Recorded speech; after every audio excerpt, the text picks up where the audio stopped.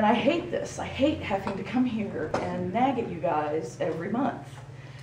I don't know what else to do. You are presiding over this district at an historic moment in time. Since the 1970s, forward-thinking lawmakers have feared this day. Florida has run out of cheap, clean water.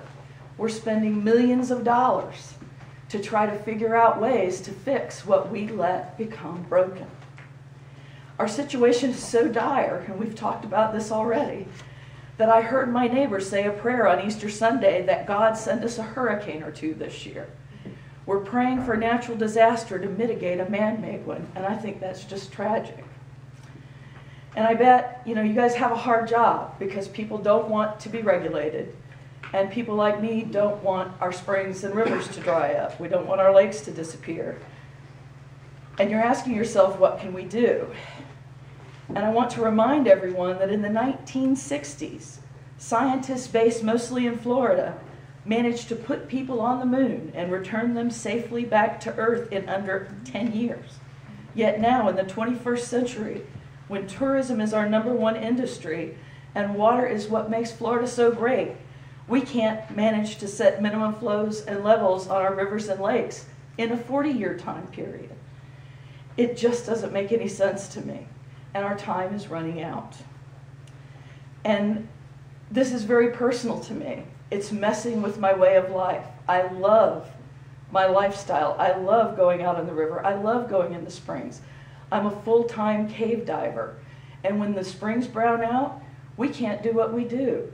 And me and my colleagues spend hundreds of thousands of dollars coming to this part of the world to go diving. When the springs are brown, we won't come here.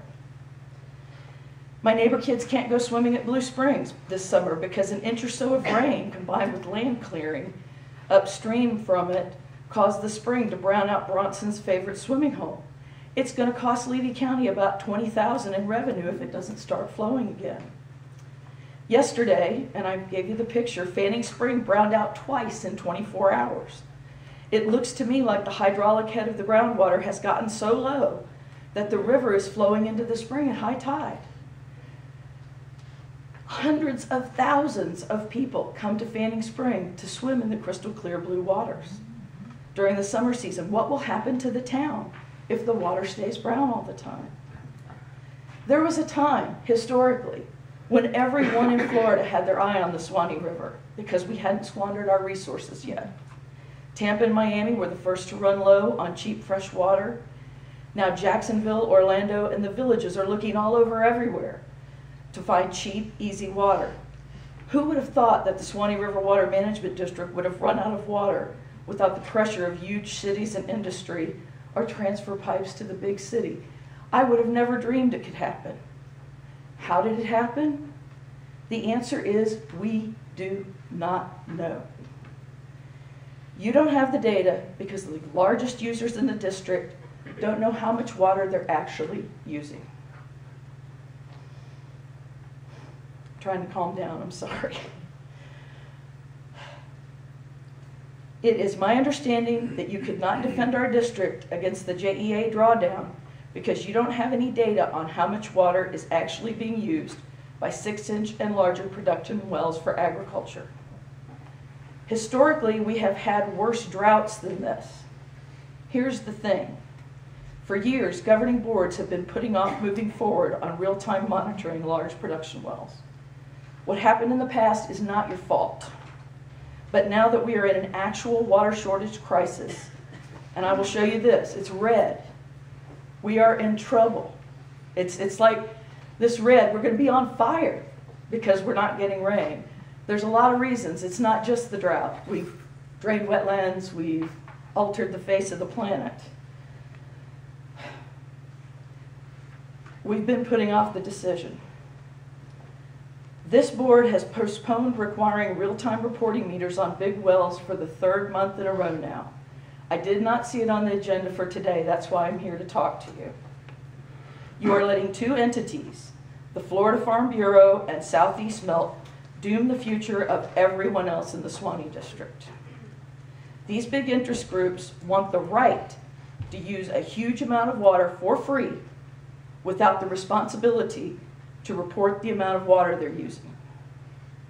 Without this data, there is no way that the experts here at the district can plan for future water use or protect the rights of current water users, including existing ag users. These two big money interest groups have put you in an untenable position. Do your job properly or support them and do what they tell you to do. I want you to make sure that you understand this is a crisis. Yes, water still comes out of the tap when you turn it on, but it will not be long. The springs are our canary in the coal mine. I talked to my insurance agent this morning. If a well goes dry on a home in a rural community, your insurance will not pay to drill you a new one. It's considered normal maintenance. The shallow wells are going to be the next to go when the springs quit flowing. And even if your well still has water in it, as the springs are flowing with river water, people are going to be having river water in their wells, which is going to create a public health problem. I am here to beg you to mandate commercial and residential water conservation. There are things you can do as the governing board of the Water Management District. Begin with a cutback of 10% across the board. Everybody, from home users up to the largest commercial users. The situation in the real world is desperate. Also, get the data we need. It may begin to rain again, but now we know how bad it can get. Make sure that everybody with a big well is reporting how much water they're using. Also, consider how many permits we are handing out. We've never had a situation like we've got now. We have more water permits than ever, more wells in the ground than ever, and more political pressure than ever to continue to hand out new well permits. Please, please protect us, because no amount of job creation will do our economy any good if there's not enough water to flush the toilet and brush our teeth and wash our clothes. Thank you very much. I appreciate giving me your time.